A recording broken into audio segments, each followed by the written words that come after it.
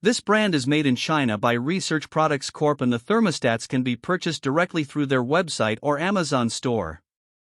The S86 Mupper model is a multi-stage thermostat with indoor air quality controls that can be monitored through the HvacRepairGuy app. The units can be controlled with voice commands from Alexa or Google Assistant, but they do not have learning capability. The units have automatic humidifier and dehumidifier control as well as automatic air cleaning mode.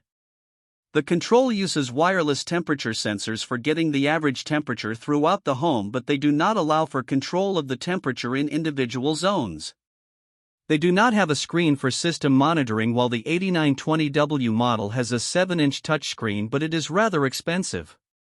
This brand receives an overall 5-star top pick rating from HvacRepairGuy. Please share your experiences with this brand in the comments section of the HvacRepairGuy YouTube channel.